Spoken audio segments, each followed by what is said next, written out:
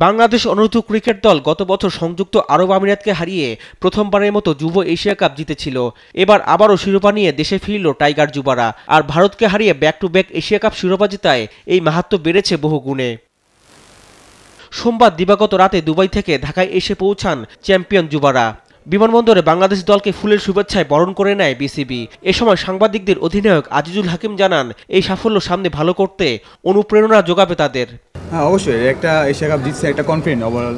আর আপনার যদি দেখেন পাকিস্তান বা ইন্ডিয়ার মতো টিমরা যদি হারান আরও একটু কনফিডেন্স থাকে।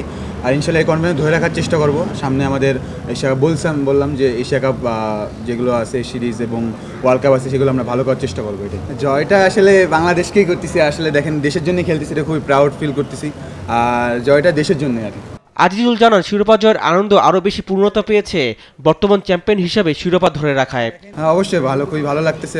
সবাই আমরা এনজয় করছি, সবাই অনেক ভালো লাগতেছে। আসলে দেখেন এশিয়া কাপটা ধরে রাখাই আসলে মূল বিষয়, যে আমরা আগেবার ডিফেন্ডিং চ্যাম্পিয়ন ছিলাম এবং এবার রাখছি, এটাই খুব ভালো লাগতেছে। ভারত আসলে ভালো ক্রিকেট খেলে আসলে সবাই কংগ্রেচুলেশন করে এবং তারা দেখছে এবং সাপোর্ট করছে সব দিক থেকেই। কিন্তু আমরা আসলে ভালো ক্রিকেট দেওয়ার চেষ্টা করছি এবং ভালো খেলছি।